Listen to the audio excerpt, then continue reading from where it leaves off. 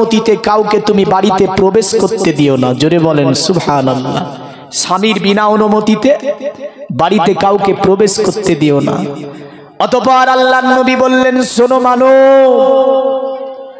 আমি পৃথিবীর জমিনে এসেছি অনেক কিছু নিয়ে, বহু কিছু নিয়ে এসেছি, তবে আল্লাহর নবী শেষের দিকে বললেন, শোনো আমার সম্প্রদায়। নবীজি বললেন, শোনো, আমি দুনিয়ার জমিনে যত জিনিস আল্লাহর কাছ থেকে পেয়েছি আমি সবগুলো তোমাদের কাছে পৌঁছেছি কিনা বলো। সাফা মারোয়ার ডানে বামে চতুর্দিকে মানুষ, তারা আওয়াজ দিয়ে বলল, আব্দুল্লাহর ছেলে মোহাম্মদ, আপনি যা এনেছেন সবগুলো আমাদের কাছে পৌঁছে দিয়েছেন, এতে কোনো প্রকারের সন্দেহ নাই। আল্লাহর নবী সাল্লাল্লাহু আলাইহি ওয়াসাল্লাম অতঃপর বললেন, এ মানব, আমি নবীজি তোমাদের জন্য আমি সবচেয়ে আমার জীবনের বড় মজেজা যেটা, সেটার নাম আল কোরআন। এই আল কোরআন তোমাদের কাছে আমি রেখে যাচ্ছি। আল কোরআন আমি নিয়ে যাব না, পৃথিবীতে আল কোরআনকে আমি রেখে যাব। যারা এই কোরআনের মহব্বত, কোরআনের ভালোবাসা, কোরআনের প্রেম করে নিতে পারবে, তারা পৃথিবীর জমিনে তাদেরকে কোনো সম্প্রদায় অত্যাচারিত করতে পারবে না, কেউ এদেরকে পদদলিত করতে পারবে না। সর্ব জায়গায় তোমাদেরকে যে কিতাব সাহায্য করবে সেটার নাম হচ্ছে আল কোরআন। জোরে বলেন সুবহানাল্লাহ। তবে তাজ্জুবের বিষয়, বর্তমান মুসলমান জাতির অধঃপতন কোন জায়গায় যদি একটুখানি ভেরিফাই করে দেখতে যাই, দেখতে পাই আমার মুসলমান জাতির মধ্যে বর্তমানে 95% মানুষ কোরআন পড়া জানে না। ঠিক বলছি না ভুল? কটা মানুষ? 95% মানুষ কোরআন পড়াই জানে না। এই জাতির অধঃপতন কোথায়? এই জাতি নিজের ইতিহাসটা একটু পড়ে দেখ। যদিও এ মুসলিম দিনের পর দিন পার্সেন্টেজে কম ছিল, অন্য ধর্মের মানুষ তারা 70, 80, 85, 95% অন্য ধর্মের মানুষ। একটা সময় 5% মুসলিম থাকলো, সমগ্র দুনিয়াকে কন্ট্রোল রেখেছিল যারা, তারাই ছিল এই মুসলিম জাতি। জোরে বলবেন না? তারা কে ছিল? এ মুসলিম ছিল। আজ ভারতের আমরা নাগরিক, ভারতের ইতিহাস বেশি দিনের নয়, আজ 200 বছর পূর্বের ইতিহাস দেখুন ভারতের। যে সমগ্র ভারতকে যে চালনা করেছে, 2-1 বছর ধরে নয়, 100 বছর ধরে নয়, 750 বছর ধরে এই ভারতকে যারা কন্ট্রোল করে চালিয়েছেন, এই জাতিটা ছিল মুসলিম জাতি। জোরে বলবেন না? কে ছিল এরা? মুসলিম। আজ ইতিহাস আমরা পড়ে দেখি না আমাদের অবস্থা কোন জায়গাতে। সমগ্র পৃথিবীতে সোশ্যাল মিডিয়ার যুগ, দেখতে পাচ্ছি পিটছে কাকে? মুসলিম। অত্যাচারিতকে মুসলিম, পদদলিতকে মুসলিম, ভাঙলো কি মসজিদ? কেন? এই সিংহের জাতি আজকে ঘুমিয়ে আছে, এই সিংহের জাতি আজকে ওই কোরআন থেকে হটেছে, এই সিংহের জাতি আজকে নামে মুসলমান। 95% মানুষ সমাজে বর্তমান নামাজ পড়ে না। ঠিক বলছি না ভুল? ঠিক বলছি না ভুল বলছি? 95% মানুষ নামাজ পড়ে না, কোরআন পড়া জানে না, আর বলছে এদেরকে মারছে কেন? হ্যাঁ, আমরা ইতিহাস যদি দেখতে যাই, এই মুসলিমরা যখন দেশ চালিয়েছে, এই গণতন্ত্র দেশ, ধর্ম নিরপেক্ষতা দেশ, ভারতবর্ষ স্বাধীন একটা দেশ, যে দেশে আপন আপন ধর্ম আপন আপন স্বাধীনে পালন করবে, কেউ কারো প্রতি অত্যাচার, অনাচার, অবিচার করবে না। মোগল পিরিয়ডে একদিকে মসজিদ, একদিকে মন্দির, মসজিদে আজান নামাজ হয়েছে, মন্দিরে পূজা হয়েছে, কোনদিন বাধা বিপত্তি আসে নি। আর রিসেন্ট ইউপির জমিনে কত জুম্মার নামাজের আজান দিতে গিয়ে মুয়াজ্জিন গ্রেপ্তার, 2 লক্ষ টাকা জরিমানা। এ কি সম্প্রীতি নাকি এ ধর্ম নিরপেক্ষতা? দেখুন, আসি আমার নবীজি যেটা বলেছেন ওই জিনিসটা আমরা লক্ষ্য করব। নবী শুধু আমাদের নবী তা নয়, আল্লাহ বলছে দেখেন, মুহাম্মাদুর রাসূলুল্লাহ, আমার আল্লাহ বলছে মোহাম্মদ হচ্ছে আমার রসুল। আমার আল্লাহ এটাই বলতে চাই, মোহাম্মদ শুধু আমার রসুল নয়, তোমাদেরও রসুল। জোরে বলবেন না? আল্লাহ বলে মোহাম্মদ শুধু আমার রসুল নয়, তোমাদেরও রসুল হচ্ছে মোহাম্মদ সাল্লাল্লাহু আলাইহি ওয়াসাল্লাম। তে নবী শুধু কি মুসলমানের নবী বললে এখানে?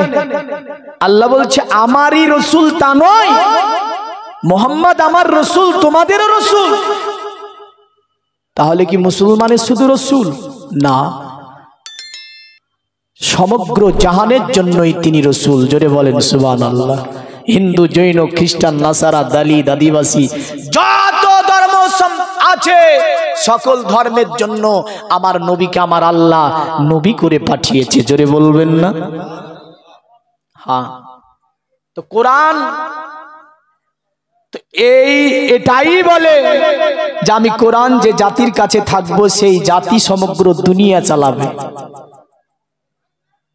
কিন্তু কোরআন আমাদের কাছে আছে, ঘরে প্রতিজনের কোরআন ধুলোতে ঢাকা থাকে।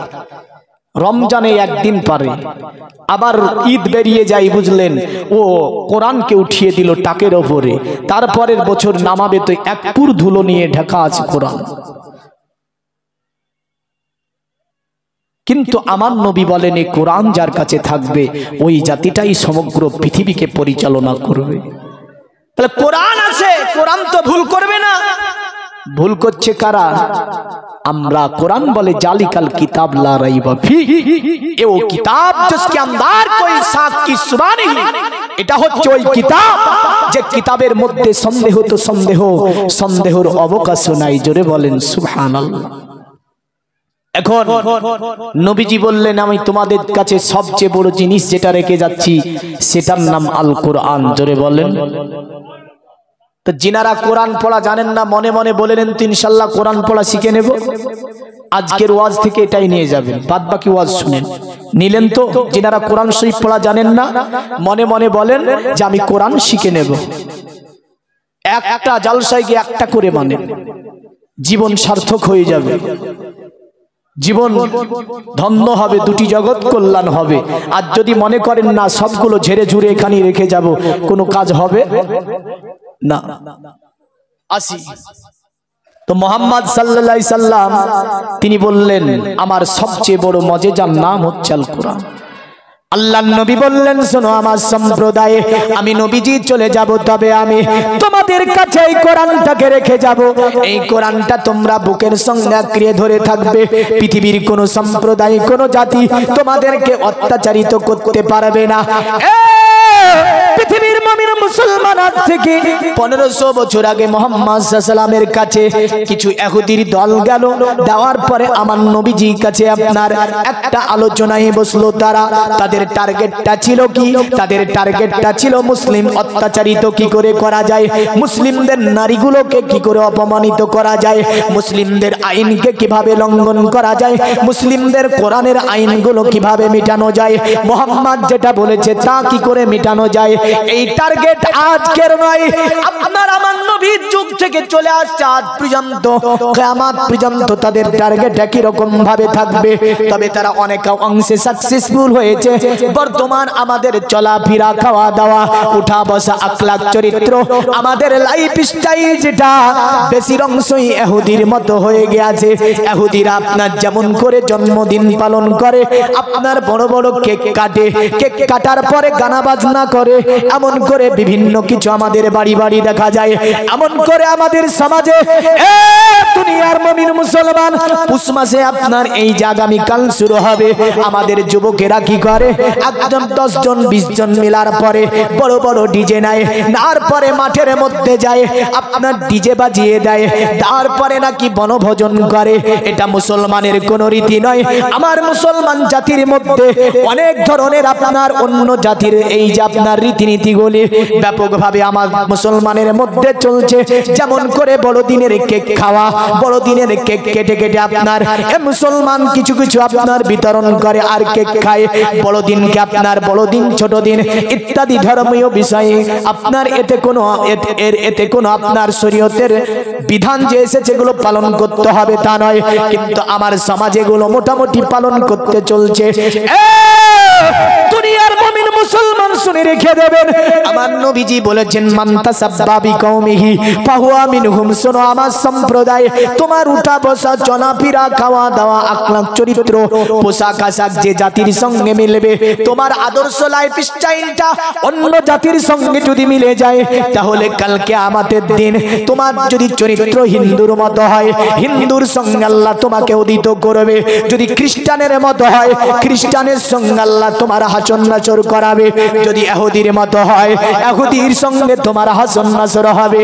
আর তোমার জীবনের স্টাইলটা, আদর্শটা যদি মুসলমানের যে আদর্শ, আমার নবী যে আদর্শ দিয়ে গিয়েছে, সেই আদর্শের ওপরে যদি তুমি অটল থাকতে পারো, সেই আদর্শ মেনে নিয়ে যদি চলতে পারো, আল্লাহ নবী বললেন কাল কিয়ামতে তোমাকে আল্লাহ মুসলমানের সঙ্গী তোমার হাসর নাসর করিয়ে দেবে। আরো জোরে বলা যাবে না?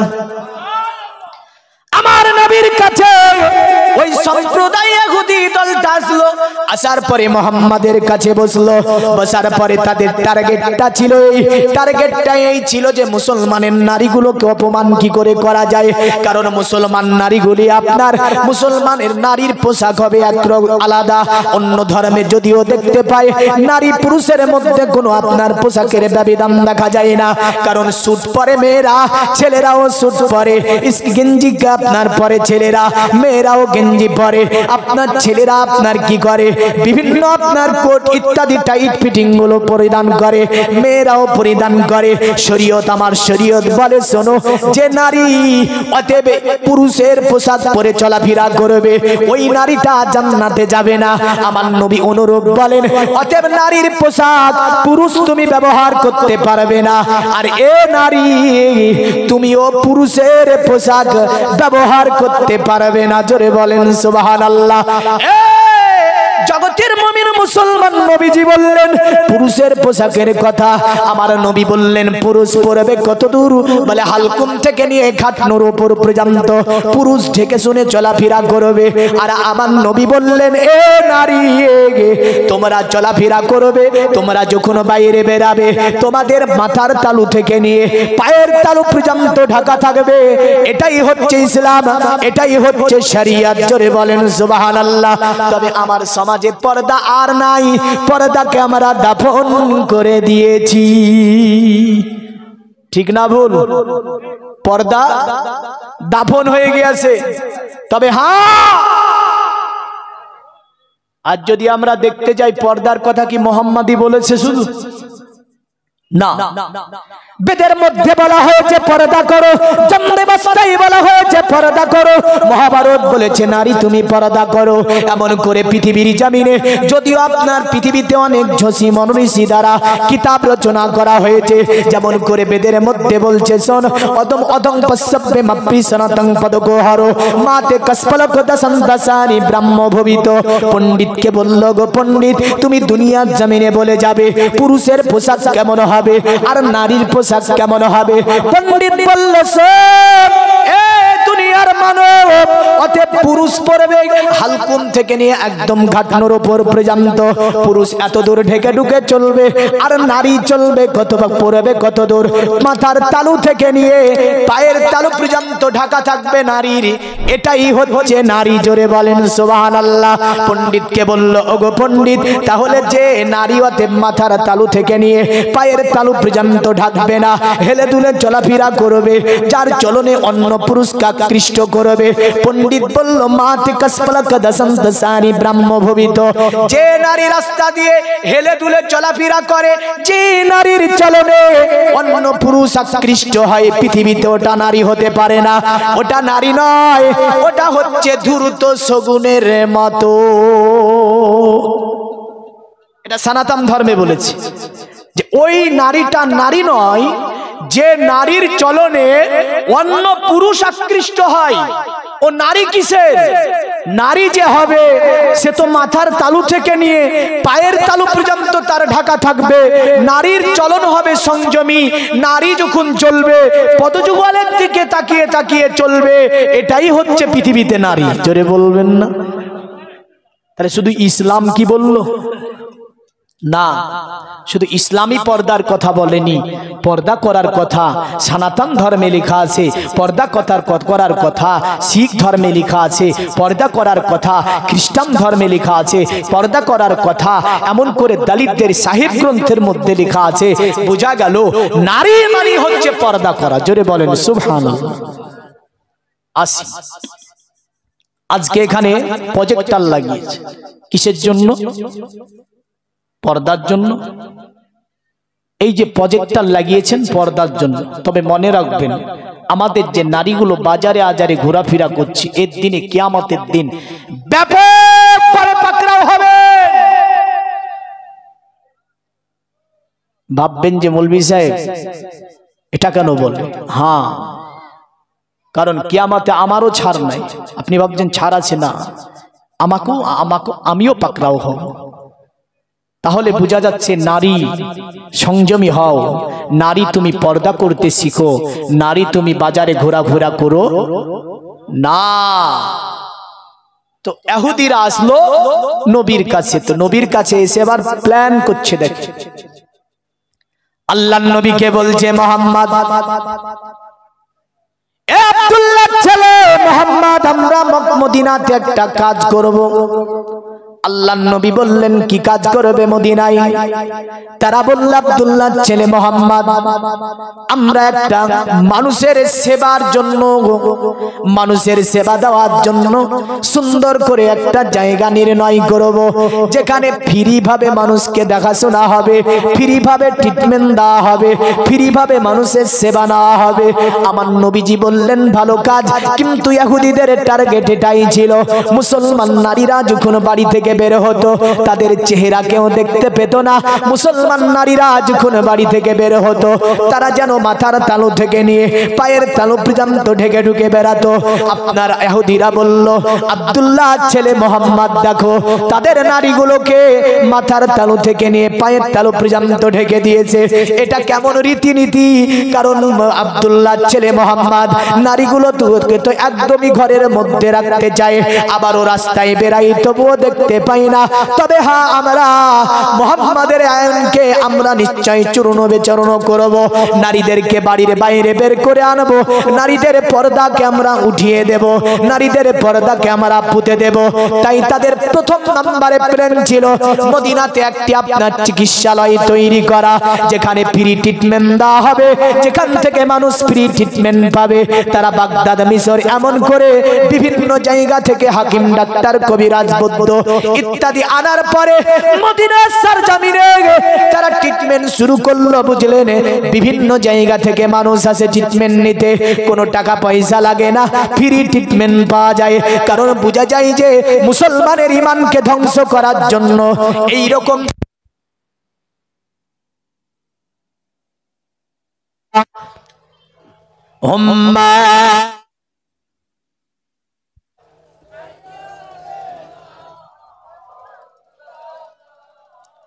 ওয়ালা আলে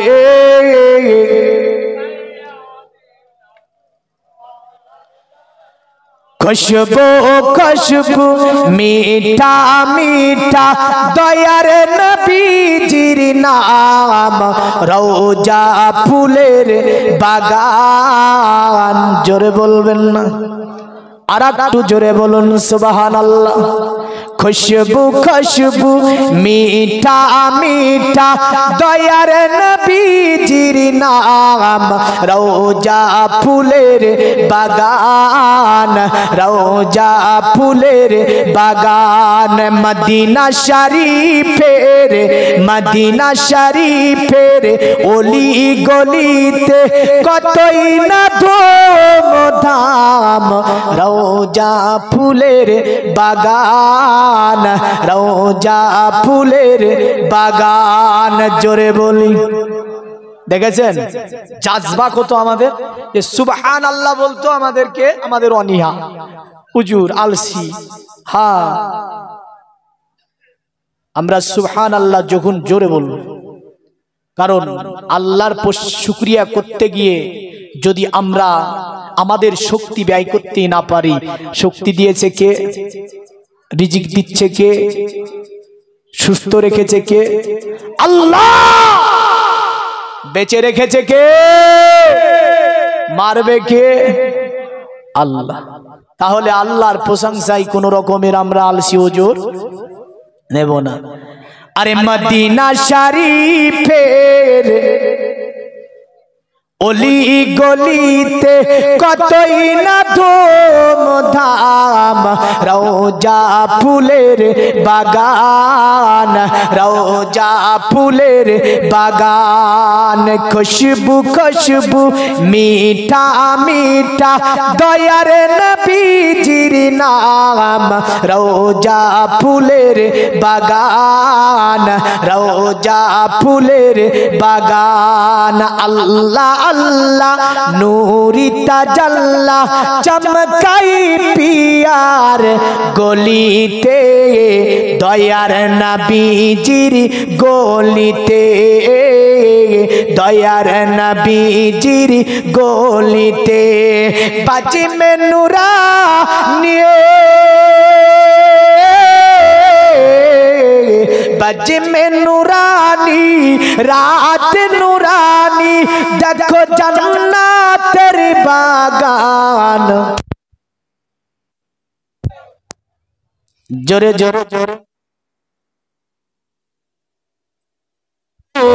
বাগান, রওজা ফুলের বাগান, খুশবু খুশবু মিঠা মিঠা দয়ার নবীজির নাম, রওজা ফুলের বাগান, রওজা ফুলের বাগান। নজদি উহাবি কেমনে যাবি দয়ার নবীজির সামনে, মুখ দেখাবি কেমনে, মুখ দেখাবি কেমনে, তোর নামাজ রোজা সবই বাতিল, যাবি জাহান্নাম, রওজা ফুলের বাগান, রওজা ফুলের বাগান। আল্লাহুম্মা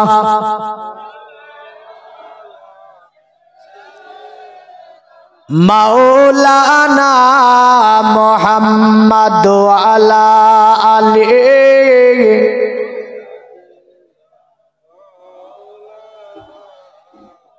দুনিয়ার মুমিন মুসলমান ইহুদিদের প্ল্যান ছিল মুসলমান নারীগুলোকে আপনার অত্যাচারিত অপমানিত করে পর্দা থেকে আপনার বের করে দেওয়া, মুসলমানের একটা এই যে সুন্দরতম ফরজ কানুনকে মিটিয়ে দেওয়া। আজকে যদি আমরা দেখতে যাই, আমাদের অনেক অংশে অনেক কানুনকে ইহুদিরা আপনার মিটাতে চলেছে। এমন করে তাদের প্ল্যান মোতাবেক একটাই টার্গেট, মুসলমানের ঈমানকে কি করে কেড়ে নেওয়া যায়। কারণ বিশ্ব আপনার গবেষণা করে দেখেছে, মুসলমানদের সঙ্গে যদি মুসলমানগুলোকে ধ্বংসের পথে ঠেলতে হয় কি করতে হবে? পরমাণু দিয়ে মারা যাবে না, অ্যাটম বম দিয়ে মারা যাবে না। মুসলমান জাতির ইতিহাস তারা গবেষণা করে দেখলো, ভারতের সারা জমিনে খাজা একদিকে ছিল, অন্যদিকে লাখো লাখো আপনার বেঈমান বেদিন কাফের ছিল। খাজা গরিবের নামাজের কাছে না ছিল তলোয়ার, না ছিল বল্লম, না ছিল অ্যাটম বম, না ছিল পৃথিবীর কোনো যন্ত্রপাতি। কারণ খাজার সঙ্গে যুদ্ধ পরাজিত হলো ভারতের বিখ্যাত বাদশা, তার নাম ছিল পৃথ্বীরাজ। এই পৃথ্বীরাজ পরাজিত বরণ করেছিল। বলে কি দিয়ে খাজা যুদ্ধ করলো? দেখা গেল যে খাজা গরিবে নামাজ পৃথিবীর কোন অস্ত্র দিয়ে যুদ্ধ করেনি। খাজা যে অস্ত্র দিয়ে যুদ্ধ করেছিল সেটা ছিল খাজা গরিবে নামাজের ঈমান। কি ছিল? ঈমান। বিশ্বের সমস্ত বললে মুসলমানগুলিকে যদি ধ্বংসের মুখে ঠেলতে চাস তাহলে একটা কাজ তোরা করতে পারিস। ইহুদিরা বলল ওই কাজটা হচ্ছে মুসলমানদের অন্তর থেকে ঈমানকে ধ্বংস করে দেওয়া, মুসলমানের ঈমানগুলোকে নষ্ট করে দেওয়া। যদি মুসলমানের ঈমানকে নষ্ট করে দিতে পারিস, মুসলমান অটোমেটিক ধ্বংসের মধ্যে চলে যাবে, কারণ তাদের কাছে গায়েবী সাহায্য আসবে না, রাসূলের কোনো নজর তাদের উপরে আর পড়বে না, আল্লাহর গায়েবী সাহায্য তাদের কাছে আসবে না। তাই তারা পদে পদে এমন ভাবে আপনার সমগ্র পৃথিবীটাকে কন্ট্রোল করলো। আজকে যদি দেখা যায় তাদের সবচেয়ে বড় হাতিয়ারের নাম কি? সবচেয়ে বড় হাতিয়ার হচ্ছে তাদের অ্যান্ড্রয়েড মোবাইল, যেটা সোশ্যাল মিডিয়ার যুগে আজকে তারা পুরা কন্ট্রোল করছে সোশ্যাল মিডিয়াকে, তারাই হচ্ছে ইহুদি। আজ প্রতিটা বাড়িতে প্রতিজনের কাছে 2-3টে করে আসিমাল আছে না নাই? হ্যাঁ, একদিন তারা মোহাম্মদকে বলেছিল চলে সমগ্র বিশ্বকে আমরা কন্ট্রোল করব। খাইবার যুদ্ধে যখন ব্যাপক তারা পরাজিত হয়েছিল মোহাম্মদ সাল্লামের কাছে, আলী শেরে খোদা একাই পুরা খাইবারকে জয়লাভ করে ফেলেছিল। জোরে বলবেন না? হ্যাঁ, ইহুদিরা এসে আল্লাহর নবীর কাছে, তো নবীজি বললেন ঠিক আছে করো। তো তারা ওই জায়গা তৈরি করে ফেললো। তৈরি করার পরে চলতেছে, পৃথিবীর বিভিন্ন জায়গা থেকে মানুষ আসে, সেবা নাই, সেখান থেকে ট্রিটমেন্ট নাই, কিন্তু আমার নবীজির কোনো সাহাবী সেখানে যায় না। সাহাবী আপনার কোনো বাচ্চাকে নিয়ে যায় না, এমন করে সাহাবী আপনার বাড়ির কোনো মহিলা যায় না। 1 2 3 4 5 6 মাস হয়ে গেছে যখন মুসলমানদের কেউ সেখানে দেখা গেল না। তারা একটা দল আমার নবীর কাছে গেল, যাবার পরে নবীজিকে বলে এ আব্দুল্লাহর ছেলে মোহাম্মদ, অতএব দুনিয়ার জমিনে আপনি আপনার সম্প্রদায়টাকে কি আলাদা ভাবে চালাতে চান? আমার নবী বললেন কেন এমন কথা? তারা বললে আব্দুল্লাহ ছেলে মোহাম্মদ, আমাদের সংস্থা থেকে পৃথিবীর বিভিন্ন প্রান্তর থেকে মানুষ আসে, মুলকে শাম, বাগদাদ, সিরিয়া বিভিন্ন জায়গার মানুষ আসার পরে ট্রিটমেন্ট নাই, কিন্তু মোহাম্মদ তোমার কোনো অনুসারী তো কোনোদিন ট্রিটমেন্ট নিতে যায় না, বাচ্চা পর্যন্ত নিয়ে যায় না, মহিলা তো দূরের কথা। আমার নবীজি সেই দিন বলেছিল তাদেরকে, মদিনার ইহুদিরা, আমি নবীজি তোদেরকে বলে যাচ্ছি, অতএব আমার উম্মত যদি তাদের জীবনটা আমি নবীজি যা দিয়ে যাচ্ছি সেগুলো যদি তারা গ্রহণ করে নিতে পারে, আজকে 6 মাস হয়েছে, কিয়ামতের সকাল পর্যন্ত আমার উম্মতকে অন্য কোন জাতির কাছে যাওয়া লাগবে না, আমার উম্মত অন্য কোন জাতির কাছে পদদলিত হবে না, কারণ আমি মুহাম্মদ তাদের কাছে যা দিয়ে যাব কিয়ামত পর্যন্ত যদি তারা সেগুলোকে মেনে নিতে পারে, অন্য জাতির কাছে আমার উম্মত অত্যাচারিত হবে না। জোরে বলেন সুবহানাল্লাহ। কিন্তু আমার নবী যা দিয়েছে তা আমরা গ্রহণ করতে পারিনি, নবীর অনুসরণ আমরা করতে পারিনি, নবীর অনুসরণ করতে পারিনি, নবীর ইত্তেবা আমরা করতে পারিনি। যদি আমরা নবীর ইত্তেবা করতে পারতাম, আজও সমগ্র পৃথিবীতে এই মুসলমান জাতি উন্নত ছিল, আজও উন্নত থাকতো। থাকতো না? হ্যাঁ, কিন্তু আমরা মুহাম্মদ সাল্লাল্লাহু আলাইহি ওয়াসাল্লামের অনুসরণ করতে পারি নি, কোরআনের আমরা অনুসরণ করতে পারি নি। আমার আল্লাহ কোরআন দিয়ে তাই বলে, ইয়া আইয়ুহাল্লাযীনা আমানু ইজতানিবু লিল্লাহি ওয়ালির রাসূলি ইজা দাআকুম, এ পৃথিবীর ঈমানদারেরা, এ পৃথিবী বিশ্বাসীরা শুনে রেখে দাও, আমি আল্লাহ তোমাদেরকে বলছি, অতএব ঈমানদারেরা যখন তোমাদেরকে আমার নবী ডাক দেবে, আল্লাহর রাসূলের তরফ থেকে তোমাদের কাছে ডাক আসবে, সব কাজ বন্ধ করে দাও, সব কাজ বন্ধ করে দেওয়ার পরে আমার নবীর ডাকে সাড়া দিয়ে দাও, এতেই তোমার জীবনের মঙ্গল আছে। আমার আল্লাহ বলে, বান্দা তুমি যদি নামাজ পড়তে থাকো আর আমার নবী যদি তোমাদেরকে ডাক দেয়, নামাজ বন্ধ করে দাও, আমার নবীর ডাকে সাড়া দিয়ে দাও। এ বান্দা, পৃথিবীর জমিনে তুমি যদি আযান দিতে থাকো, আমার নবী যদি ওই সময় তোমাদের ডাক দেয়, আযান বন্ধ করে দাও, আমার নবীর ডাকে সাড়া দাও, এতেই তোমার জীবনে মঙ্গল আছে। আমার আল্লাহ বলে, পৃথিবীর ঈমানদারেরা যদি তুমি কোরআন পড়তে থাকো, আমার নবী যদি তোমাদেরকে ডাক দেয়, তুমি কোরআন পড়া বন্ধ করে দাও, আমার নবীর ডাকে তুমি সাড়া দিয়ে দাও, এতেই তোমার জীবনের মঙ্গল আছে। তাই আল্লাহ বলে ইয়া আইয়ুহাল্লাযিনা আমানুস্তানিবু লিল্লাহি ওয়ালির রাসূলি ইজা দাআকুম। এ পৃথিবীর ঈমানদার, যখনই আমার নবী তোমাদেরকে ডাক দেবে সব কাজ বন্ধ করে আমার নবীর ডাকে সাড়া দাও, এতেই তোমার জীবনের মঙ্গল আছে। দুনিয়ার মুমিন মুসলমান সাহাবীরা আমার নবীজির ডাকে কেমন সাড়া দিয়েছিল একটুখানি আগের দিকে বাড়াবো। তবে আপনি আমি যদি সাহাবীদের অনুসরণ করে চলতে পারি, নবী বলেছেন তোমরা হেদায়েত পেয়ে যাবে। নবী বলেন as-সাহাবী কান-নুজুম, আমার প্রতিটি সাহাবী হচ্ছে তারকার মতো। জোরে বলবেন না? প্রতিটি সাহাবী তারকার মতো। তোমরা যাকে অনুসরণ করবে তোমরা কি পাবে? হিদায়াত পাবে। তো সাহাবীদের মধ্য থেকে আমরা যদি দেখতে যাই তারা কতটা অনুসরণ করেছিল আমার বিশ্বনবী মুহাম্মদ সাল্লাল্লাহু আলাইহি সাল্লামকে। বুখারী শরীফের হাদিস, আল্লাহর নবীর একজন সাহাবী, এই সাহাবীর নাম ছিল সাঈদ ইবনে মুআল্লা রাদিয়াল্লাহু তাআলা আনহু। কি নাম বললাম? সাঈদ ইবনে মুআল্লা। আমার নবীজি সাঈদ ইবনে মুআল্লাকে দেখলেন তিনি নামাজে দাঁড়িয়েছে। কিসে দাঁড়িয়েছে? সাহাবী নামাজে দাঁড়িয়ে গিয়েছে। নবীজি আমার সাঈদ ইবনে মুআল্লাকে ডাকছেন, সাঈদ। সাহাবীর কানে নবীজির আওয়াজ এসেছে। সাহাবী ভাবছে আল্লাহ এখন নামাজ পড়বো না নবীর ডাকে সাড়া দেব। কারণ সাহাবীর নামাজ আমাদের মতো নামাজ ছিল না। সাহাবী যখন নামাজ পড়তো তীর যদি লেগে যেত সাহাবীর নামাজ থেকে হটে যেত না। আর আমাদের যদি পাংখা চলে যায় নামাজ বাদ, হ্যাঁ না? মসজিদে আগে দেখে নি আমরা পাংখাটা কোন জায়গায় লাগানো আছে, ওই নিচে বসবো, সামনে কাতার খালি থাকলো যাব না, যা একটা দায়িত্ব বেহাজাল পাংখা। মানে পাংখার দোহাই দিয়ে দাঁড়িয়ে গেছে। মানে যেখানে পাংখা সেখানে কিছু মুসল্লি, সবাইকে বলছি না, হ্যাঁ, সামনেকার কাতার খালি দেখেছে, দেখাচ্ছে ওই জায়গাটা ধরে আছে। কিন্তু সাহাবী নামাজ, একদা আলী শেরে খোদাকে একটা তীর লেগেছে রানে, তো রানের তীরটা ভেঙে গিয়েছে। তো সাহাবীরা চেষ্টা করলো ওই তীরটাকে বের করবে, কিন্তু বের করা সম্ভব হলো না। খুব ব্যথা পাচ্ছিলেন। কেউ বলল আলীর তীর বের করা হবে, এই সময় নয়। বলে কুকুর বলে নবীর সাহাবীরা, নবীর জামাতা যখন নামাজে দাঁড়িয়ে যাবে তখন আমরা তীরটা বের করবো। জোরে বললেন।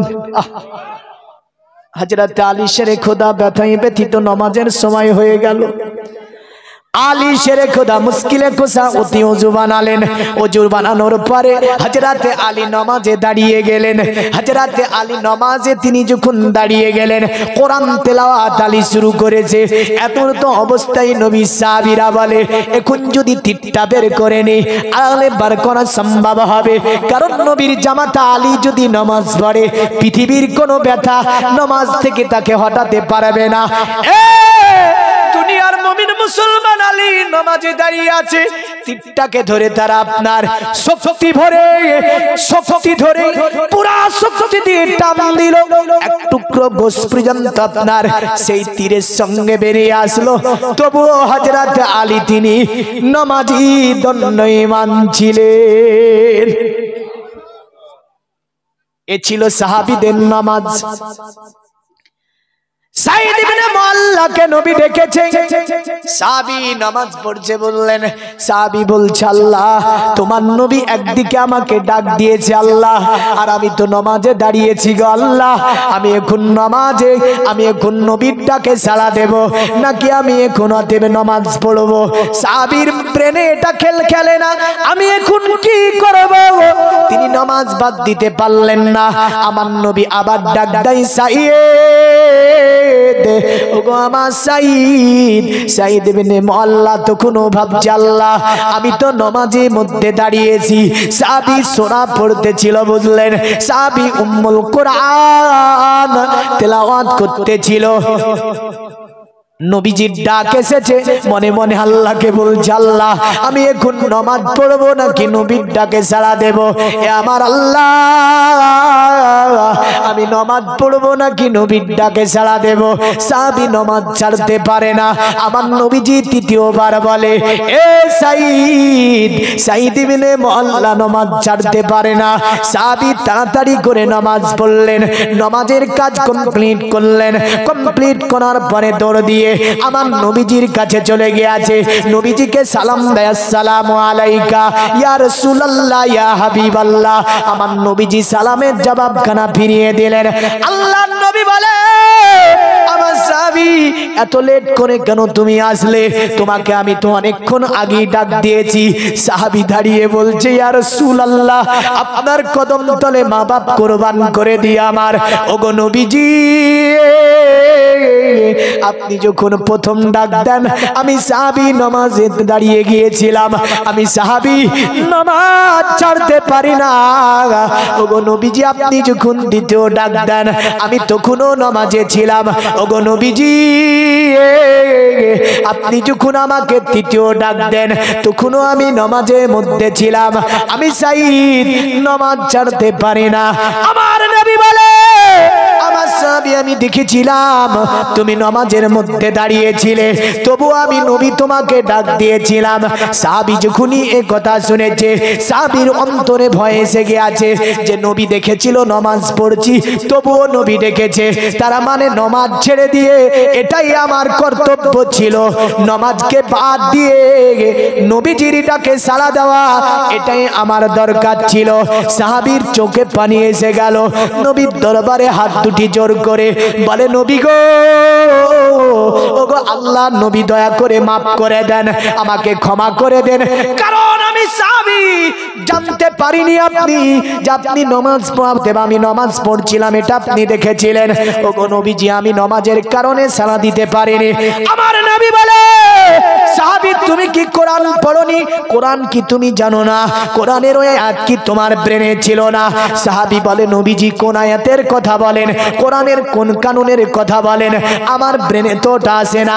নবীজি বলে, কেন তোমাকে আল্লাহ বলেনি ইয়া আইয়ুহাল্লাযীনা আমানুস্তানিবু লিল্লাহি ওয়ালির রাসূলি ইজা দাআকুম? এ ইমানদার, যখন তোমাদেরকে নবী ডাক দেবে সব কাজ বন্ধ করে দিয়ে নবীর ডাকে সাড়া দেওয়া, এই আয়াত কি তোমার ব্রেনে ছিল না? এই আয়াত কি তোমার জানা ছিল না? সাহাবী বলে, ইয়া রাসূলুল্লাহ ইয়া হাবিবাল্লাহ, ওগো নবী, এই আয়াত আমার ব্রেনে ছিল না, এই আয়াতের কানুন আমার জানা ছিল না, এই আয়াত আমার স্মরণে ছিল না। আমার নবীকে বলে, নবীজি ক্ষমা করে দিন, মাফ করে দিন, নতুবা আপনার ডাকে সাড়া দিতে পারেনি। পৃথিবীর জমিনে নামাজের কাজা আদা করে নেওয়া যায়, রোজার কাজা আদা করে নেওয়া যায়, কিন্তু ওগো নবী, আপনার হুকুমের কাজা পৃথিবীতে আদা করা যায় না। আপনি এমন নবী পৃথিবীতে, ওগো নবীজি, আপনি আমাকে মাফ করে দেন। আমার নবীজি সাঈদকে বলে, সাঈদ কেঁদো না। সাহাবী চট করে নবী আমার সাহাবীর হাতের গোড়ালিটাকে ধরে ফেললেন। ধরে ফেলার পরে বলে, আমার সাহাবী, আমি নবী কি তোমাদেরকে এমন জিনিস এনে দিইনি যেটা পাঠ করলে তুমি আল্লাহর জান্নাতে চলে যাবে? আল্লাহ হুম্মা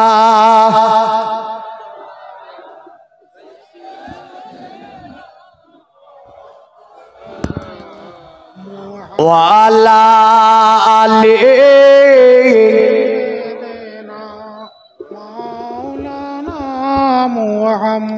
আরে খুশবু আমার নবী। তো নবীজি সাল্লাল্লাহু আলাইহি ওয়াসাল্লাম তিনি সাহাবীর কোন জায়গাটা ধরেছে? কোন জায়গাটা? খাপ করে কবজা ধরে ফেলেছে। আর কি বললো কথাটা? এ সাহাবী, আমি কি তোমাদেরকে এমন জিনিস দিইনি যেটা পাঠ করলে তুমি আল্লাহর জান্নাতে যাবে? তো সাহাবী বলছে, হ্যাঁ, নাম হায়া রাসূলুল্লাহ, নিশ্চয় আপনি এমনও জিনিস আমাদেরকে দিয়েছেন যেটা পাঠ করলে আল্লাহর জান্নাতে চলে যাব। জোরে বলেন, নবী এমন জিনিস দিয়েছে না দেয়নি আমাদেরকে? পরীক্ষা করব কজনের কাছে আছে। যার কাছে নাই ওয়াদা করেন,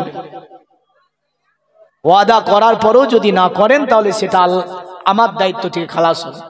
হ্যাঁ, যেটা ফরজ, অথচ আমার সমাজে বর্তমান 95-এরও বেশি মানুষ জানে না যেটা নবীজি বলছেন এ জান্নাতে যাওয়ার জন্য অবশ্যই প্রয়োজন। সাহাবীর হাতকে ধরে নবীজি বলছেন। তাহলে বোঝা গেল নবী যা দিয়েছে সবই আমাদের কল্যাণের জন্য। কার কল্যাণের জন্য? এই কারণে সনাতন ধর্মে আপনার একটা কিতাব আছে, যে কিতাবের নাম হচ্ছে ভবিষ্য পুরাণ। এই ভবিষ্য পুরাণের মধ্যে বলেছে সুন্দর করে, কেমন করে জানেন? অতিবেলুসলিলন্তরে মিলোচ্চাচারজেন সম্ভাবিত মহামাদিতি খ্যাত শিক্ষসকা সম্ভাবিত নিপ্রসিচাপ মহাদেবং মুনিস্তল নিবাসী নমো গঙ্গা জনিষ্ঠু সংস্নপ্প পঞ্চগব্য সম্ভবিতে নমস্তে বিরিজানাথ মোর স্থল নিবাসিনে তিপ্রার সুরনাশায় বহুমায়া প্রবার্তিনে। তারা বললে জগতের মানুষেরা শুনে রেখে দি, দুনিয়ার জমিনে অতএবই মোহাম্মদ নামে যে ব্যক্তিটা আসবে, আমরা আরবিতে বলি মোহাম্মদ, আর সংস্কৃতি ভাষায় একে মোহাম্মদ বলা হয়েছে। একটুখানি দিক ওদিক করা হয়েছে, তবে হ্যাঁ সংস্কৃতি ভাষায় বেদের মধ্যে নামটি এইভাবে লেখা আছে। বললেন নরাসং সুতিষ্ঠ জম্পসং সপ্রো তস্তমাং, মানে নরাসং নামে পৃথিবীতে একজন ব্যক্তি আসবে। নরাসং শব্দটির অর্থ হচ্ছে প্রশংসিত, আর মোহাম্মদ শব্দটার অর্থ হচ্ছে প্রশংসিত। সংস্কৃতি ভাষায় তাকে নরাসং বলেছে, আর আপনার আরবি ভাষায় যার নাম মুহাম্মাদুর রাসূলুল্লাহ সাল্লাল্লাহু আলাইহি সাল্লাম। তবে হ্যাঁ কোরআনে নবীজির আর একটা নাম এইভাবে আছে, কোরআনে এভাবে বলেছে মুবাশশিরাম বিরাসূলি ইয়াতি ইসমুহু আহমদ।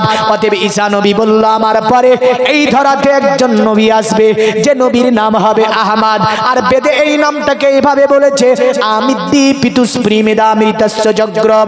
আহমদ নামে দুনিয়ার জমিনে যে ব্যক্তিটা আসবে, আল্লাহ পাক জ্ঞান গরিমা দেওয়ার পরে দুনিয়ার জমিনে আল্লাহ তাকে পাঠাবে। জোরে বলেন সুবহানাল্লাহ।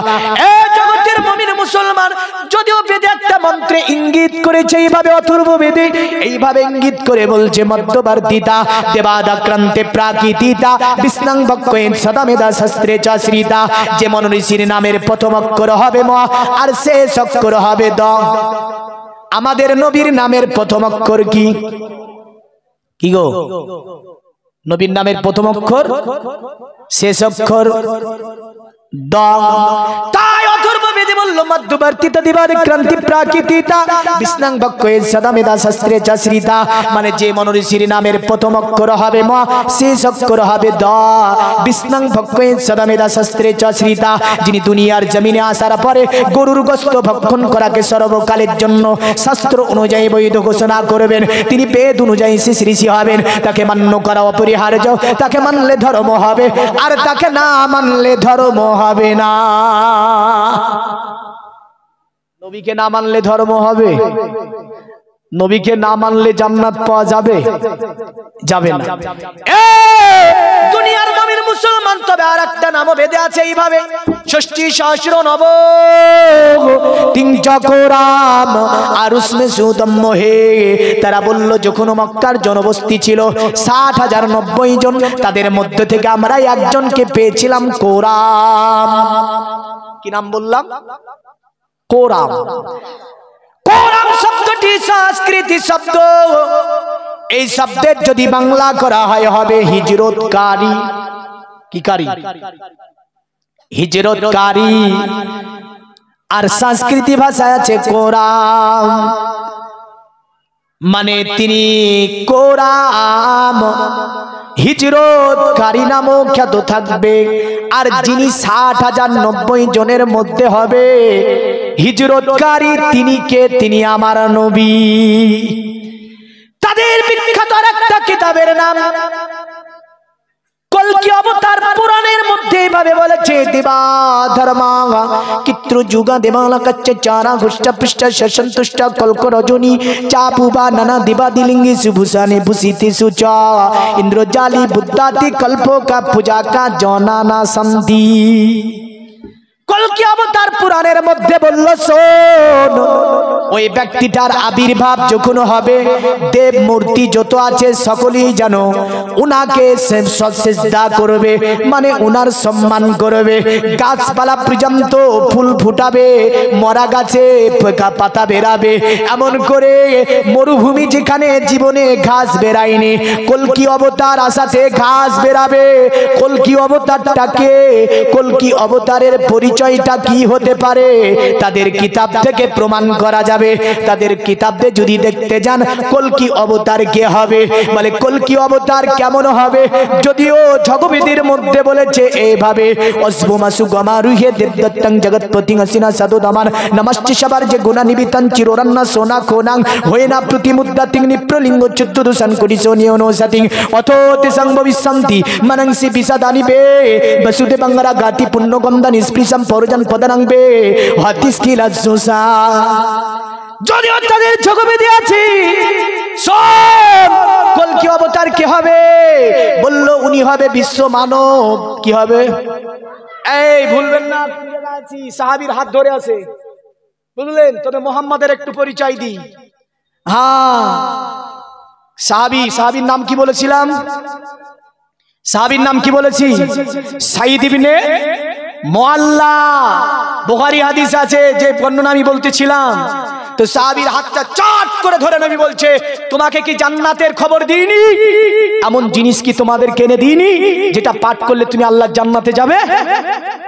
তো সাহাবী বলছে, নবী দিয়েছেন আপনি, আমার স্মরণে নাই, একটু দয়া করে বলে দেন। তা আমার নবী জান্নাতে যাওয়ার একটা টিকিট দিয়েছে সাহাবীকে, বিশ্বের মানবকে একটা টিকিট দিয়ে গিয়েছেন জান্নাতে যাওয়ার জন্য। আজকে দেখবো কয়জনের কাছে আছে। ঠিক বলছি না ভুল? প্রমাণ করি ছাড়বো যে জান্নাতে যাওয়ার জন্য টিকিট কয়জনের কাছে আছে আর কয়জনের কাছে নাই। তো যদিও জগবেদে বলল কি, নবী যিনি হবে বিশ্ব মানব হবে, নবী যিনি হবে পৃথিবীর সব ধরনের সৎ গুণের অধিকারী হবে। চলে বলবেন। তবে বললে পণ্ডিত দয়া করে তুমি বলবে ওই অবতার কলির কলকির চেহারা কেমন হবে? কি প্রশ্ন! তো বলল তিনার চেহারা আমরা বেদের মধ্যে ভাষা দিয়ে বোঝাতে পারবো না। বলে কেন? বলে চিররান্না সোনা খোনাং হয় না প্রতিমুদ্দা তিং নিপ্রলিঙ্গ চুদ্দ দোষান কোটি সোনিয় নৌসাতিং অথতি সংভবী শান্তি মানাংসি বিষাদা নিবে। বলল তার চেহারা থেকে আলোক রশ্মি বিচ্ছরিত হবে। জোরে জোরে জোরে জোরে জোরে কি হবে? আলোক রশ্মি বিচ্ছরিত হবে, অন্ধকার দূরভীত হয়ে যাবে। এমন করে তার চেহারা নয়, পুরো শরীর থেকে যেন আলোক রশ্মি বেরাবে, মানে তাকে দেখি চিনা যাবে ইনি হচ্ছে অবতার কলির কলকি, মানে তিনি মোহাম্মদ। যার কারণে অনেক আমাদের কবির মধ্যে বলেছে, জুলফুকো রুক সে হাটা দো তো কামার শর্মায়ে, जुल्फको रुक से हटा दो तो कमर शर्माए, मुस्कुरा दो तो अंधेरों में सागर हो जाए। जोरे जोरे जोरे आरो जोरे बोलते हैं सुभान अल्लाह। বলল তাই নাকি? বলে হ্যাঁ। আরো বলল তবে অবতার কলির কলকি যিনি হবে নিপ্রলিঙ্গ চুদ্দ দূষণ কোটিশো নিয়নো সেটিং, তিনি দুনিয়াতে একটা বিচিত্রপূর্ণ ছেলে হবে। আর ওই ছেলেটিকে জন্ম দেবে কে?